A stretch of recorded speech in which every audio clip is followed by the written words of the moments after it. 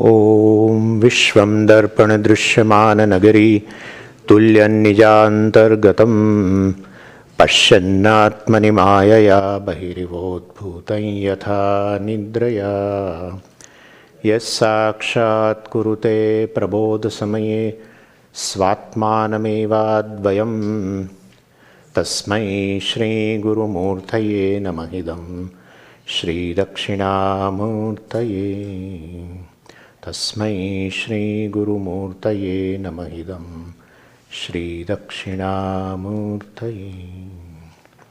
ॐ सहना भवतु सहनौ भुनक्तु सह वीर्यं करवावहै तेजस्विनावधीतमस्तु मा विद्विषावहै।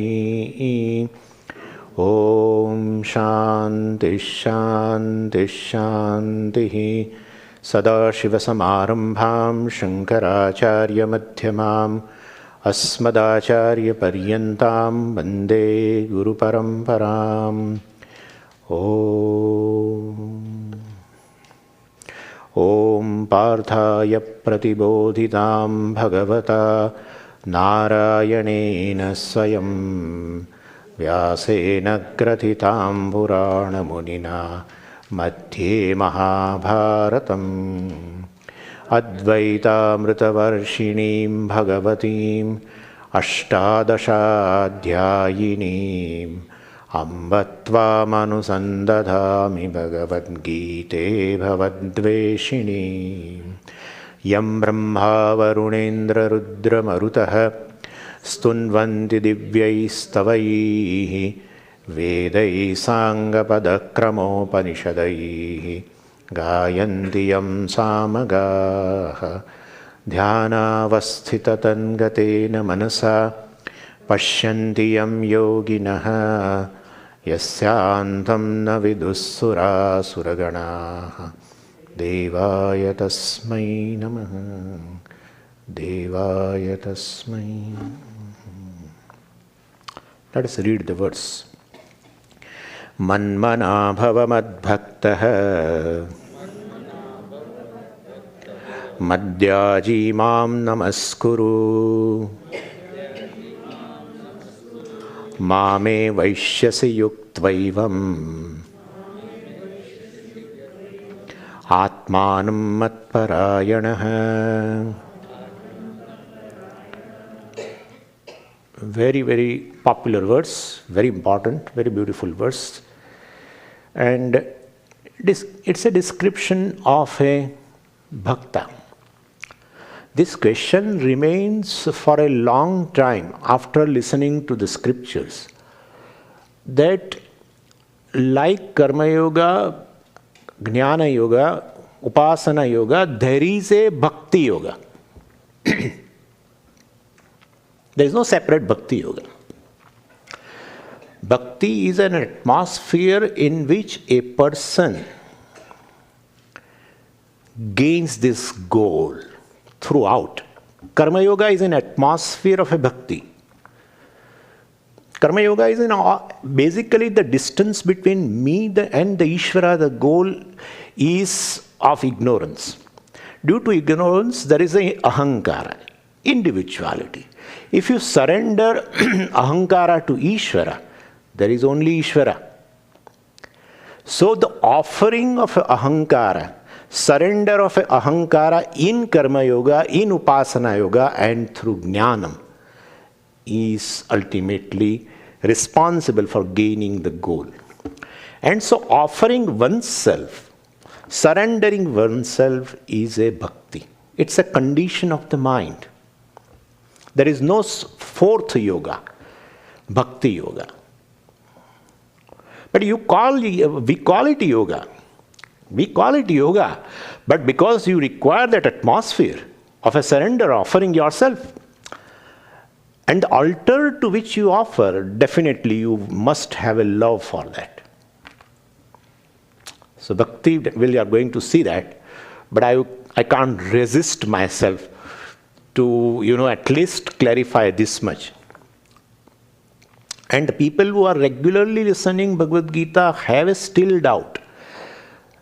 And they ask also the third chapter is a Karma Yoga and 12th chapter is a Bhakti Yoga, and therefore there is a separate yoga. Like that. It's nothing like that. It's not an entity at all.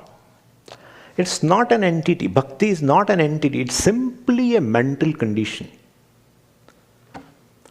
And till you gain the goal of the life, that atmosphere of a surrender, atmosphere of a love, atmosphere of a Shraddha, atmosphere of a reverence for Ishvara, the higher principle, is maintained. You do Upasana, object of meditation, you definitely have a love. Karma Yoga definitely requires Ishvara. Somebody told me yesterday that Swamiji is discussing, and it seems it is supplementary. What you are also saying and what Swamiji is also mentioning looks supplementary to somebody. Very beautiful if it is like that. I don't know. But what I'm saying is, it's a simple atmosphere. Because ultimately you need to surrender yourself. Completely you are absorbed in Ishvara. That's all it is. You are absorbed in Ishvara. Either you remain, either Ishvara remains. Either you remain, either Ishvara remains. Individual is absorbed in Ishvara. So this is how it is. But it's a product of ignorance. There is no entity called ego, in fact. Let's I think it's enough. So, this particular verse characterizes, it shows a characteristic of a bhakta. The first characteristic. How he leads his life. Just see. It says, man mana bhava. Bhagavan says. Bhagavan tells to a person, to a human being. He addresses to every human being, if you want to achieve me as a goal, well, you follow this. Man mana bhava. May you become one whose mind is lost in me, basically. So, may you become one who is committed to me. May you choose me as the goal of your life. We can simply say that. May you choose me as the goal of your life. Purushartha. So, well, that is, so Bhagavan says, first decide. First have a viveka, purushartha viveka, which is of course requires a tapping. Tapping the viveka is tapping the grace. Your own karma phala, your own punya, given by Ishvara, so grace. Your own karma phala only. One is able to do, other is not able to do, the viveka. What is the reason? Karma alone is the reason. There is no other reason. Whatever you see the distinction in the creation, in terms of a psychology, in terms of a physical, physical reality, whatever you find a separation, a distinction, differences, all account to karma. Your mind is different, my mind is different. Why? Made up of subtle elements. What is the difference? Your physical body, my physical body, gross elements. The difference between the physical bodies, as per the scientist, is in terms of genome, it's very, very minute. They say very minute difference between 0.000001% or something, they say, like between the two people, they look different and all the way. Appearance, different color, different this, different height, different weight difference. Ultimately, well, all is very minute difference. But the difference ultimately, that's up to scientists. We begin when they end. We begin. We wait till then. We wait. We allow them to speak. Yeah, then we begin. The answer is karma. The final cause is that. So what I am saying is, one is able to tap Purushartha Viveka. I am going to talk about it. That Viveka itself is a grace. If that is not there, where is the question of ultimately achieving Ishvara as a goal? And that is how even in a Sadhana Chatushtaya Sampatti, the first thing is talked about Viveka. Oh, Swamiji, it is Nitya Vastu Viveka. It's a Purushartha Viveka. We'll see that how it is Nitya Viveka. Anyway, so if you analyze the pursuit, well, somebody said, well, that there is no given end to be accomplished for a human being. So each human being has, different goals to achieve, and human being differs, goals also differ like that, but Vedanta does not look the goals or purushartha like that. Tradition calls only 4 purushartha. The first is a artha. Artha means a goal of a security. I acquire a certain object in whose presence I feel more secure. That's how that object becomes a goal, because I want to be secure. And well, so the first is a goal of a security. Anyway, and human being basically share this goal with other non-human beings, other living beings also have this goal, because they also have a sense of security. Well, for Artha stands for all forms of security, what human being considers. So, well, wealth, power, influence, name, fame, all are basically objects of security for a human being. And as I said, every living being basically seeks some security in some form, appropriate to that form actually. Appropriate to a particular form, the object of security would be different. So animals, birds, the fish and insects and microbes and everyone basically, they seek security. And you can see when you are insecure, you hoard. You seek something and then you hoard. Food is basically sought by all these living beings, including the human being. Food is hoarded by other living beings also. A dog, after eating, he takes away the bone and hides somewhere. It's due to insecurity. This will be useful tomorrow. Even a honeybee basically fills up the comb. It's hoarding only the honey.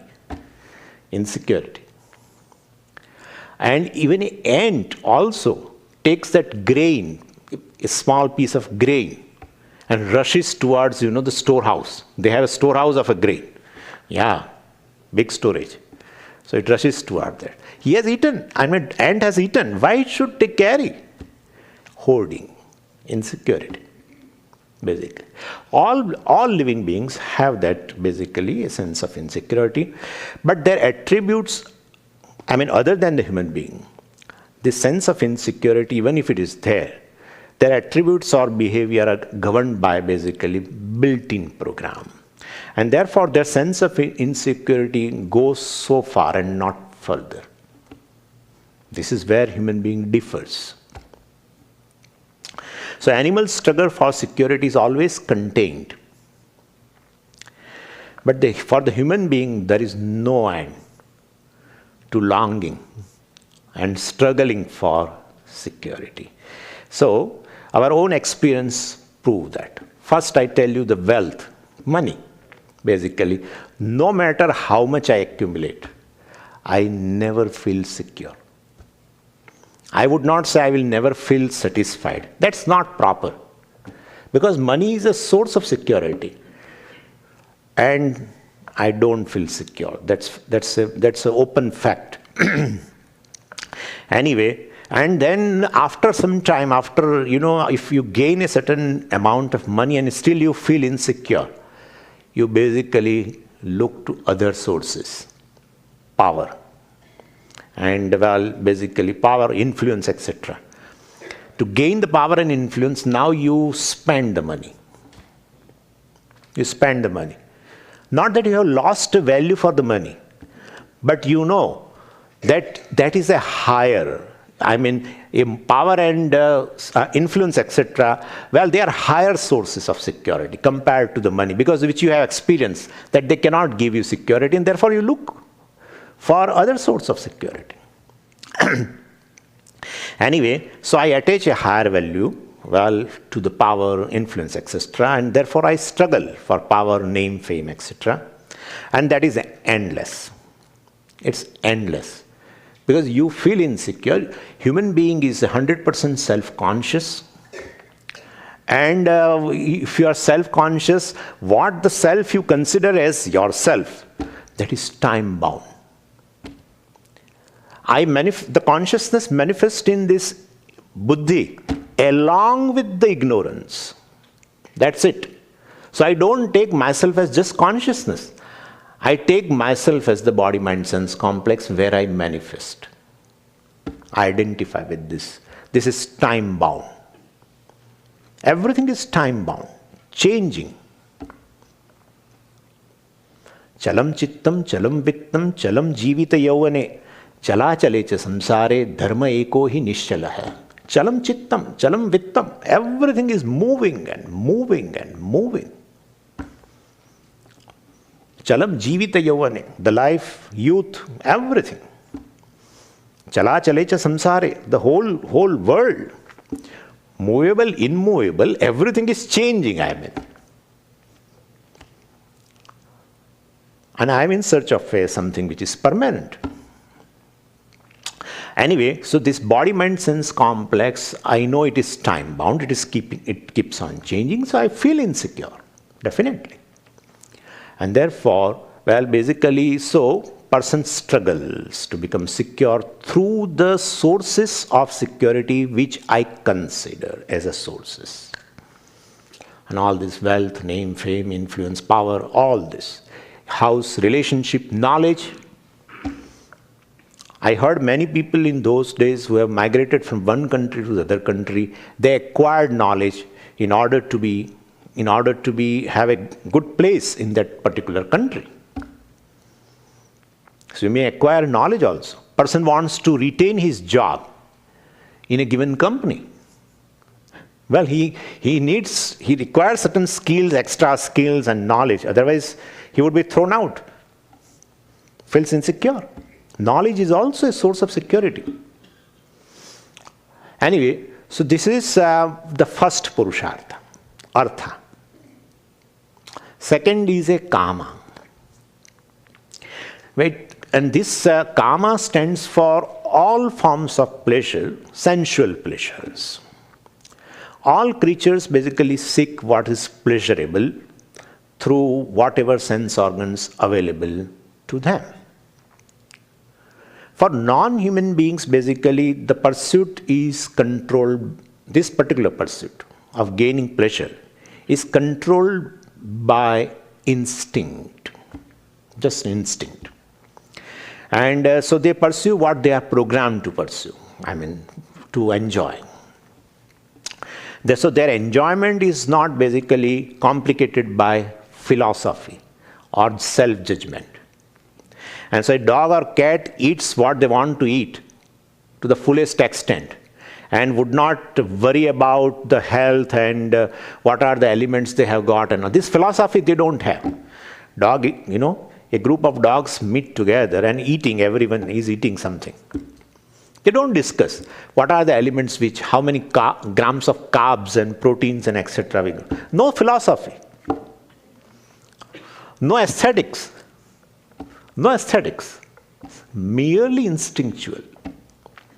Anyway, so enjoyment begins and ends and is contained in the moment in accordance with an instinctual program for non-human beings.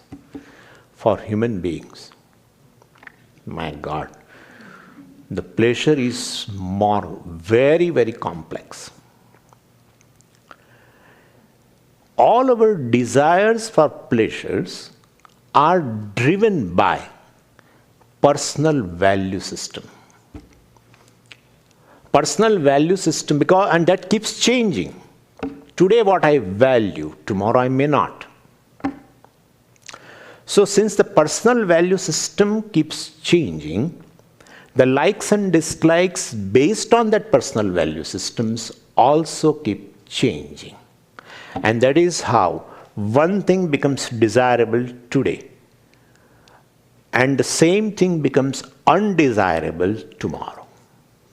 Or then there are objects to which I am neutral. So basically, every human being lives in a private, subjective world where one sees a object. I'm talking about object. I will come to the people also. People also are desirable, undesirable. That's later. But this is just I'm talking about an object. Well, so people live in this human being lives in this subjective world where one sees something desirable, undesirable, or neutral. So attitude towards object is what is desired by me, while today is not desired at all the time and at all the places. And what I desire need not be desirable for my wife. At the same place, same time. That's how there is a clash also. Because both of have a different personal value systems. Likes and dislikes are based on that value systems are different. And therefore, well, what I like is a desirable, what I dislike is undesirable, also keeps changing. This is going to reveal some astounding fact about the creation, which I will tell you later. That how people live, human being lives in a very subjective world. In fact, that is the source of a sorrow also. Anyway, so what is desired by me is not desired by me at all the time, at all the places. And when the same object is not desired by my beloved at the same time, at same place. And also what I desire need not be desired by me, as I said you, at all time, all places. And what is undesirable, let us say that's different, I'm sorry. What is undesirable today becomes desirable tomorrow. Right? What is undesirable today becomes desirable tomorrow. What is desirable today becomes undesirable tomorrow. So my desire is influenced by time. My desire is influenced, desire for the pleasure I am talking about. Desire of the pleasure is influenced by time, by place, by other object also. In presence of another object, the desire for this object may reduce or may become intense.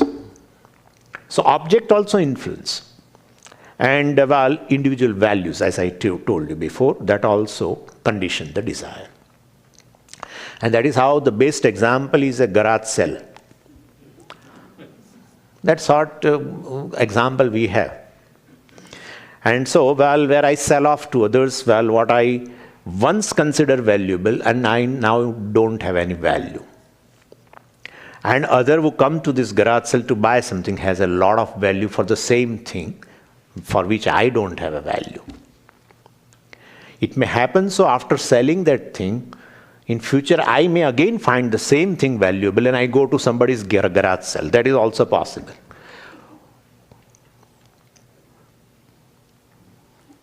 How much subjective it is. And what is applicable to the object as a desirable, undesirable or neutral is also applicable to the people also. People. Yeah? And so people, ideas. Some idea I like today, some may not like tomorrow. Ideologies also. And well, situations, places, everything. What I am talking about, an object as a desirable, undesirable or neutral, equally applicable to the people also. And that is how, well, sometimes, what happens is, old husband, wife, etc. You have given a divorce, you may marry again to the same person. Possible. In this country it is possible. Other places also it is possible. And again give a divorce also. Desirable become undesirable person and undesirable become desirable also. So this interchange goes on all the time because subjective value do not remain the same. Likes and dislikes based on that keep changing and therefore these things happen. So both animal and human beings struggle actually to obtain the pleasant and avoid the unpleasant. The difference only is the human struggle is not determined And value is not limited in a particular pattern, set pattern, etc., but is dictated by these fluctuating values, personal values. And the astounding fact is, world is not a source of happiness. If world is a source of happiness, there is no question of becoming desirable. What is desirable will become undesirable, will never be the case. Because if anything becomes a source of a joy, it will remain desirable for you all the time. Why should it become undesirable? No object, no attribute of object, no time, no place is a source of happiness. Whole creation is gone. Creation has a 3 dimension: time, place, and object. No time when we can call it as a time of getting happiness. Happy hour is a different criteria.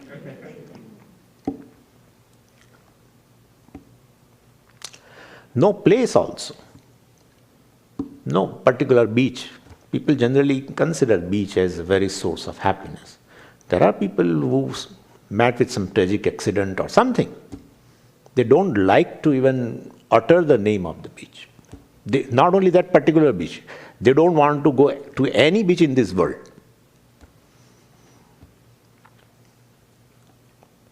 And it gives a certain insight. If world is not a source of a joy, from where does the joy come? You cannot deny the happiness. It's an experience. It's an empirical reality. You cannot deny that there is nothing called happiness. There is. There is. Even living beings also, other living beings also experience the happiness. A dog wails a tail when he sees an owner or something, jumps, expresses happiness. Every living being experiences happiness. You just can't deny it. World is not a source of a joy. Not that I'm trying to prove, it's your own experience. What a enjoyment you have, a sensual enjoyment you have in a deep sleep state. No time, no place, no object. Then deep sleep state should be most miserable state. In fact, it is most desirable state. People are always ready to go to deep sleep. In any condition, in sitting stage, posture or any place also. Paranchikhani Vetrunat Swayambhuhu Parang Pashyati Nachantaratman. It's just due to Maya. People say, where is Maya? What is this? What is this? Within 5-10 minutes, I proved that there is no source of joy. Yet you experience happiness, you neglect something and look somewhere else for the source of joy. It is nothing but Maya. This is called Maya. This is Ishvara's Maya only. Expansion of Ishvara's power is nothing but this entire Jagat. Ishvara's capacity to unfold in the form of these names and forms is this Jagat. Manifest Maya is Jagat. Jagat becomes unmanifest, that's called Maya.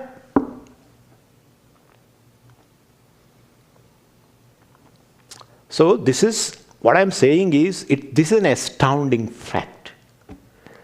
That everyone lives in a subjective world where something is desirable, something is looked upon as a source of a joy, something is looked upon as a source of a pain or suffering. Undesirable. It's just a superimposition. There is nothing like that. There is object, empirical reality. An object has a certain value too. Every name and form has a purpose. That purpose, it's its value. Other than that, you superimpose something. This superimposition is not a welcome thing. Making yourself free from this subjective values superimposed upon these varieties of the objects is called vairagyam, dispassion. Where you take the value, objective value. The object has a certain value, like a money. Money has a power, buying power. It has a buying power. You cannot deny it. Its value for money. But money is a source of security or pleasure. That is, you have superimposed. Money does not have.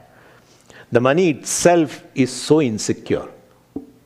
Lakshmi stoya taranga bhanga chapala vidyuchalam jivitam. Lakshmi does not say. And here, whatever Lakshmi is there, they say it's just a shadow of a Lakshmi. Lakshmi is there in the Vishnu's heart, Lakshmi ji cannot be in anybody's house or anybody's cupboard. So Lakshmi ji is basically what is here, just shadow. Taranga toya, Lakshmi's toya taranga bhanga chapala. Well, today it's my wealth. In night, somebody broke my house and the thief took. Well, Lakshmi says, I belong to that thief. Itself is so insecure. How can you make it secure? Huh? Source of security should be secure first. Extra value, superimposed value. You become free from that. It's called vairagyam towards the wealth. You have a still value for the money. You don't throw the money, but you don't superimpose subjective value. Anyway, so this is a second, kama. Third, dharma. Dharma has a two meaning. Dharma is a purushartha for a self-growth, inner growth, which we call as a emotional maturity, in which you definitely follow dharma, value structure, universal value structure, which is given in everyone's intellect by Ishvara. Value for honesty, value for the truthfulness, etc., etc. So you definitely act keeping dharma in view and not a ragadveshas, likes and dislikes. Then you grow. That's the inner growth. You become free from the conflicts later, because you have the conflicts are created by your likes and dislikes, but you follow dharma. Your free will is basically backed by dharma, not by likes and dislikes. Well, then definitely you become a person, who is spontaneous person, who is in harmony with others, who is in harmony with oneself. That's called inner growth, emotional maturity. Dharma becomes a means for that. So dharma itself is a purushartha, because I want a self-growth. Everyone grows physically. Emotional growth has to be initiated through following dharma.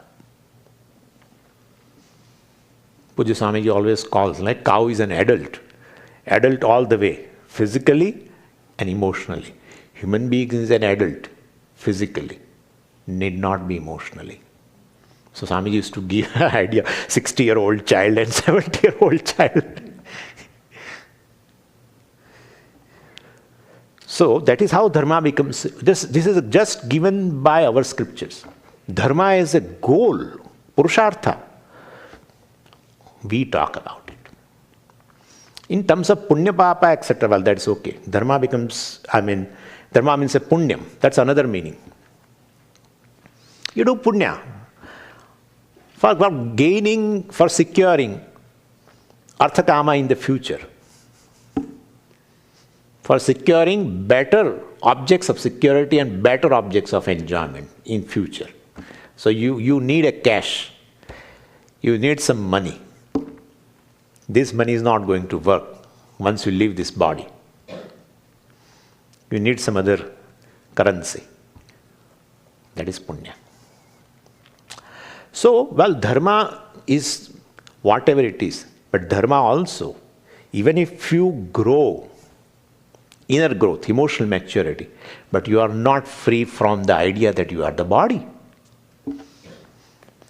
And so the limitations of the body are still superimposed upon oneself, and still the same person who is religious tells, I am a mortal being. He has a fear.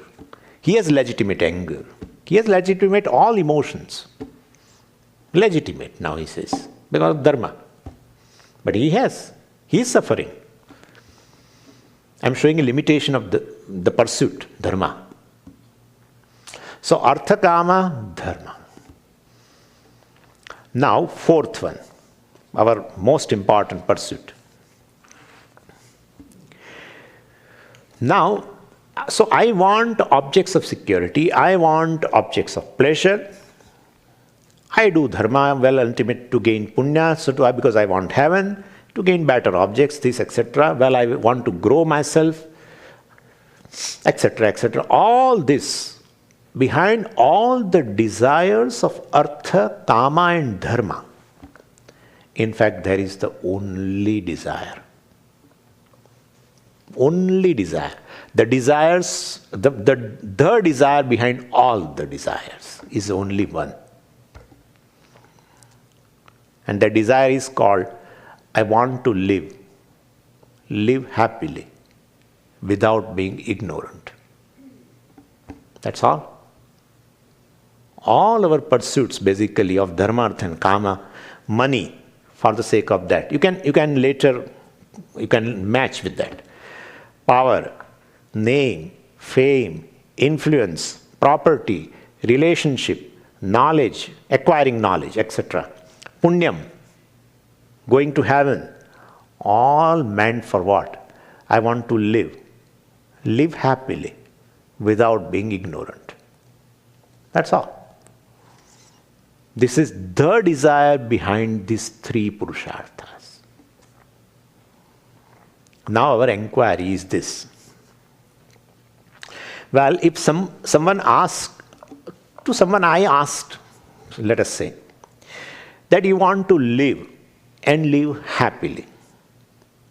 So this is how moksha purushartha comes. This is the inquiry. So suppose I asked that you want to live happily, fine. How long? How long? Well, always. Tomorrow, day after tomorrow. No, don't say that. He says forever. Where do you want to live happily? At all the places. In a home or outside the home, everywhere I want to live and live happily. We have to take both this together. Because people will immediately raise their hands and says, well, the so-and-so person doesn't want to live. He wants to commit suicide. So we have to add one more clause. I want to live happily. We have to take together. So at every place, I want to live and live happily. At all the times, I want to live happily. Relating to whom you want to live and live happily? He says, relating to my children, relating to my spouse, relating to my parents, relating to my in-laws. So basically, I want to live happily, relating to all. So I want to live, please keep this in mind. I want to live always. I want to live and live happily at all the places. And I want to live happily, relating to all. Still we have some portion left in that desire. I said, I want to live happily without being ignorant. So I want to be knowledgeable. Always. I don't want to, Swamiji, this doesn't sound good. No problem. I don't want to be ignorant. Instead of ignorant, you can put the word full, then it makes sense to you. I don't want to be full. When? Always. I don't want to be full at any place. I don't want to be full relating to anybody. That's what person does. He always shows that he has some knowledge. So basically, I always want to be free of the foolishness, ignorance, at all the places, at all the time, and relating to all. Then I tell that person that you are asking something extraordinary. Your desire is an extraordinary desire. He says, this is not an extraordinary desire. This is the desire of every human being, he says. It's the most common desire. It's the most fundamental desire. It's not that I have an extraordinary desire. Everyone wants to live happily without being ignorant. You, me, everyone, he, she, everyone. Still I say it is an extraordinary. So, how? Then I give example. I happen to see a sugar crystal in which a human mind is fixed. And basically, then sugar crystal has all problems, confusions, conflicts. And then I asked to that sugar crystal, why are you sad? Well, it says, I'm a bitter. I want to be sweet. Anyway, where do you want? When do you want to be sweet? That's the first question, because time. When do you want to be sweet? He says, at all the time, today, tomorrow, every day I want to be sweet. Where do you want to be sweet? In your kitchen, in my kitchen, everywhere, outside the container, inside the container, everywhere I want to be sweet. Relating to what you want to be sweet? Relating to chili powder, relating to turmeric powder, relating to dhania powder, what? Relating to what you want to be sweet? Relating to all I want to be sweet. Then I tell the same sentence to sugar crystal, that you are asking something which is extraordinary. Why it is extraordinary? I say, you want to be yourself. What are you speaking? This Vedanta always brings the self. Unless you are sweetness, I'm telling to sugar crystal, unless you are sweetness, you can't be sweet always. Can't be sweet at all the places. Can't be sweet relating to all. Unless you are sweetness, you can't be sweet always, can't be sweet at all the places, can't be sweet relating to all. And therefore, you have got to be sweet. And so what do you want to be? You exactly are. What you are seeking, that's what your nature is. You are seeking yourself. But then how did it occur? Because of that human mind, which is fixed in that sugar crystal. Anyway, so sugar crystal is confused about its nature, about its Atma, sweetness. Same thing, drop the example. Same thing is here.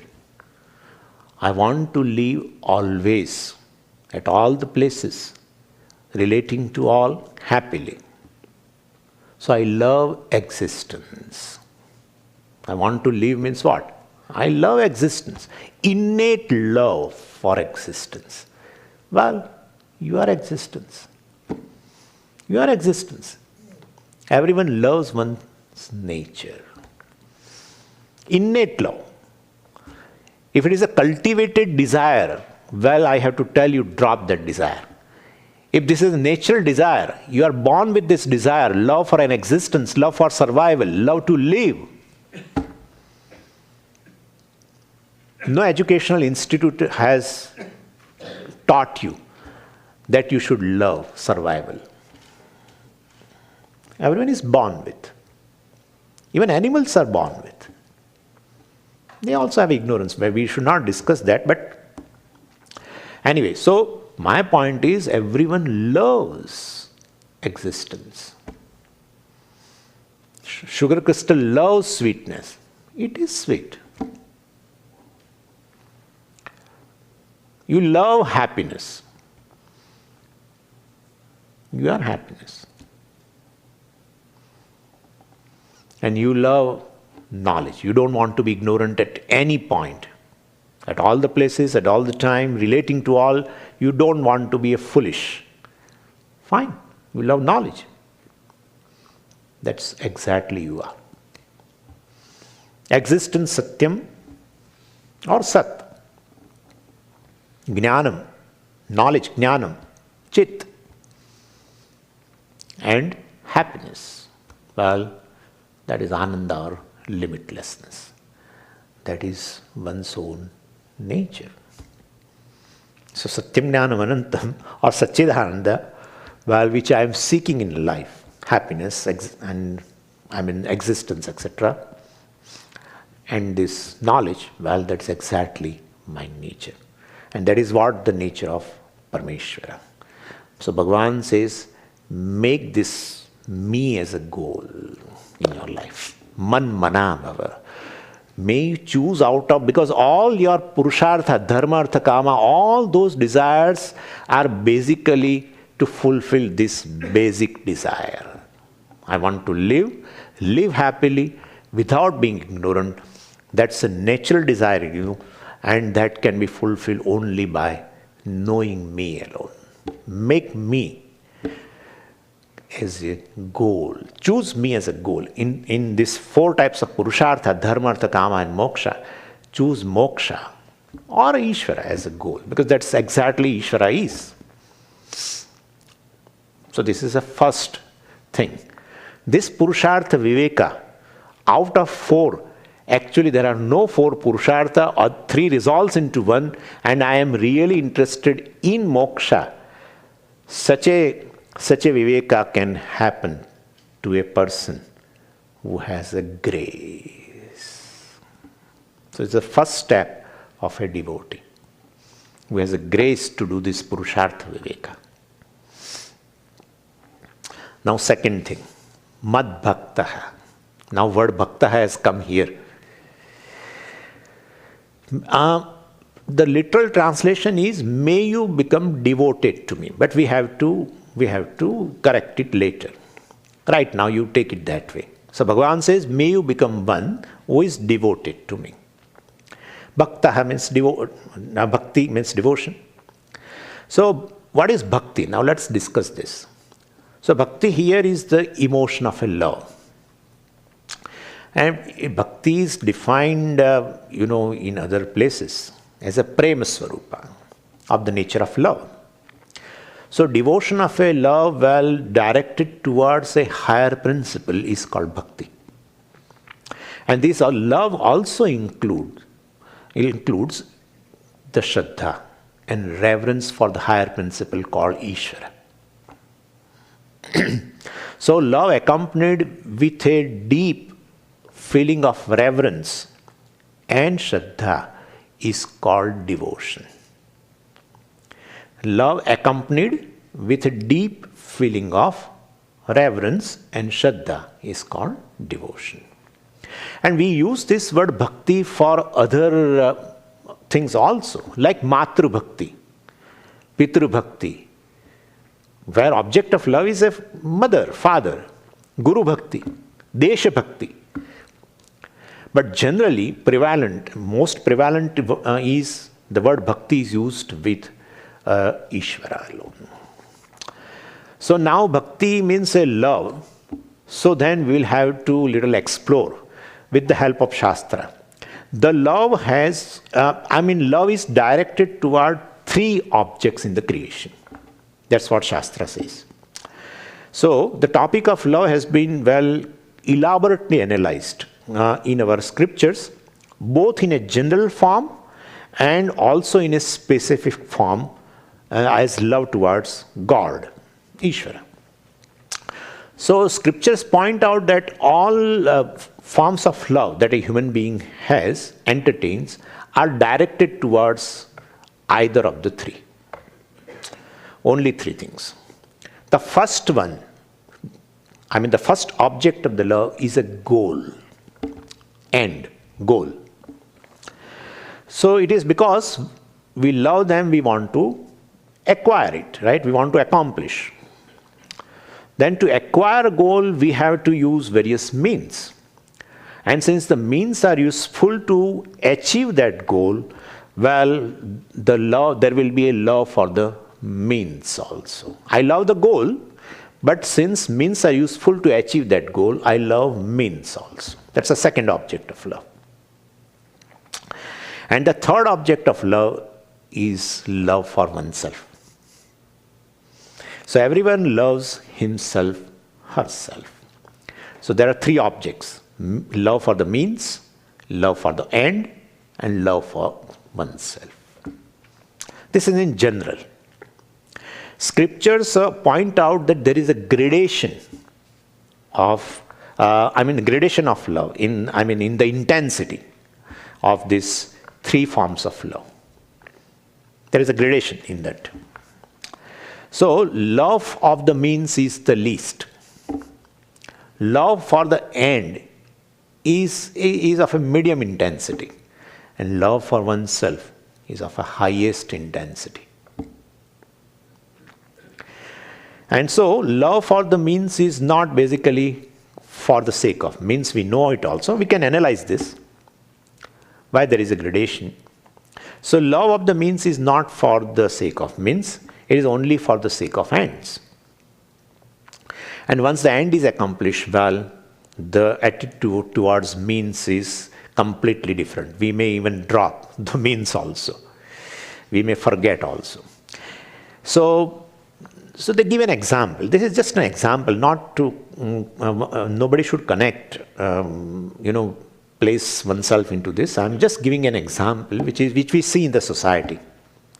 Rich people are loved basically more than the poor people, because they are the means for the end called wealth, money. So the end called wealth can be accomplished through these rich people, and so one loves the means also. Then the moment the money goes from them, thereafter, well, definitely person is not approached. So elderly rich people, well, basically are very sincerely served, but by family members. But we know where the sincerity lies. This is not a general statement. There are exceptions. Anyway, but we see a number of cases in the society where old people are, well, dejected after getting wealth from the family members when they get it.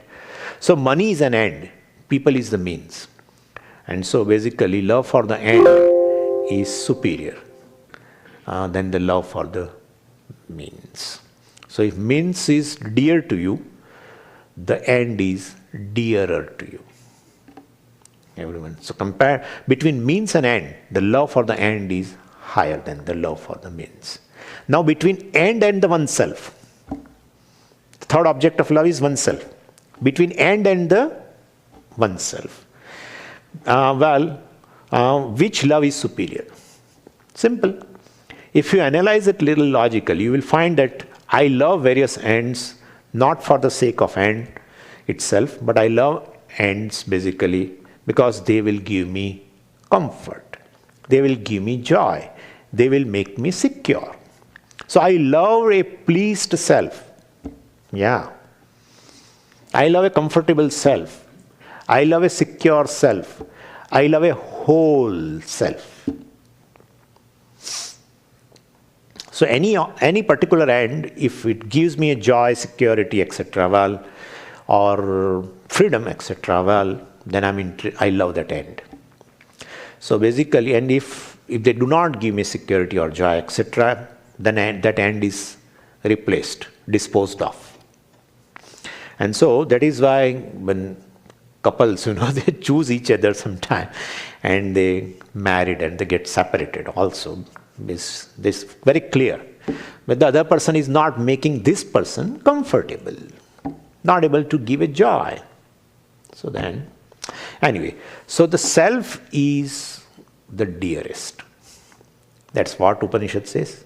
That's how I said all forms of love, including a specific form of a love towards the God, is discussed in the Shastra itself.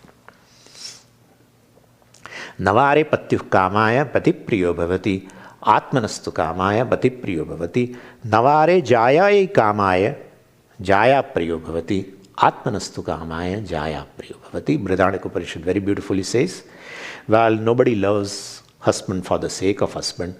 Well, every wife loves the husband for one's sake. Anyway, so there is a gradation of a love. Love for means is least. Love for end is little higher. Love for the self is the highest.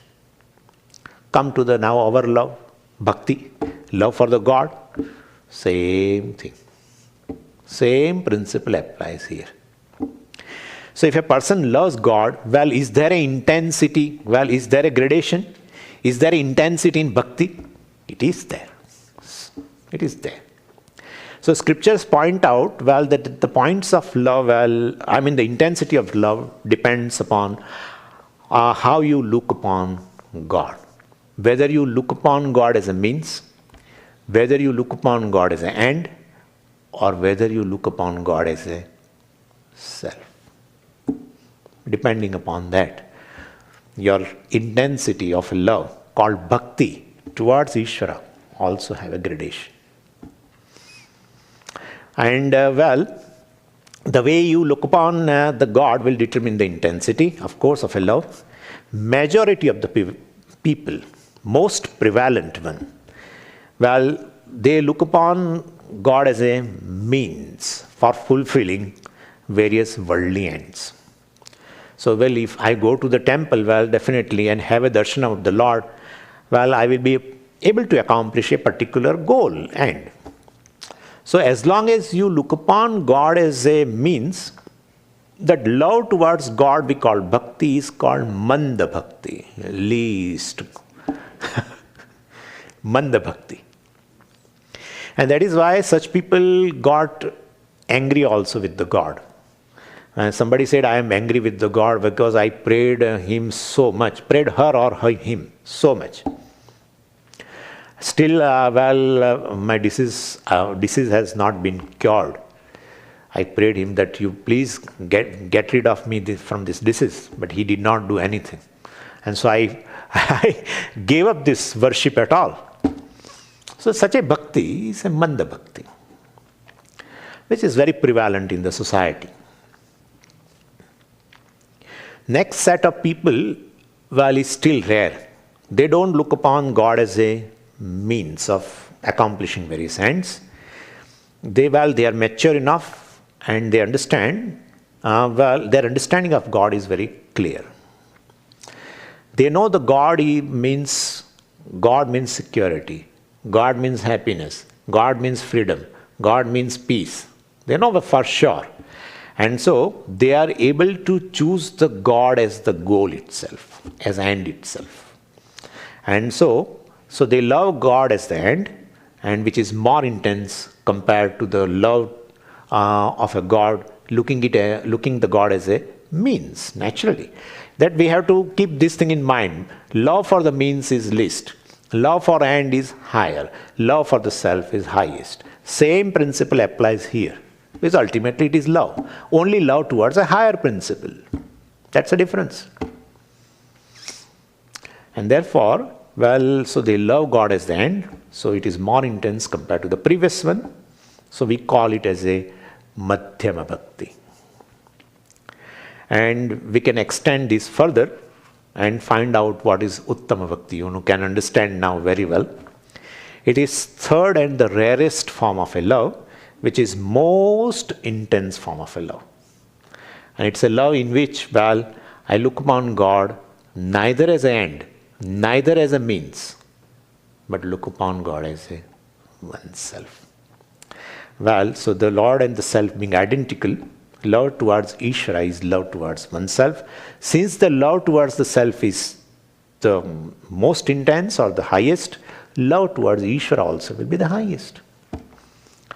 But who says that? You are just logically saying no. In 7th chapter, Bhagavan himself told this. Bhagavan says, Priyo hi jnaninaha atyartham aham sacha mama priyaha. Bhagavan says, to the jnanis, I am the most beloved. And to me, all these jnanis are also most beloved. Very clearly, after talking about 4 types of bhakta, artha, artharthi, jignasu, etc., and jnani, Bhagavan made a distinction for the jnani. Jnani tu atma eva matam. Bhagavan says, the jnani is my atma, the self. I am the self of a jnani, jnani is the self of me. And since the love for the self is the highest, love for God also is highest, called Uttama Bhakti. And again, here Bhagavan says, Mad Bhaktaha. Mad Bhakta, well, means now since he knows, this person knows, after choosing the goal as a Ishvara, now he knows the distance between me and the most beloved God is what? It's in form of ignorance, because he is the very self. And therefore, well, if I want to accomplish the goal of moksha, etc., well, I have to acquire knowledge. So his love for Ishvara transforms into love for knowledge of Ishvara. So Bhagavan says here, may you be a jignasu where your devotion is for knowledge of Ishvara. That is the meaning of Mad Bhaktaha. May you devote to myself, means may your devotion be towards the knowledge of Ishvara, knowledge of oneself. This is the second step. Third step, tomorrow. Om Purnamadah Purnamidam Purnat Purnamudachyate Purnasya Purnamadaya Purnameva Vashishyate. Om Shanti Shanti Shanti. Harihi Om Shri Gurubhyo Namaha. Harihi Om.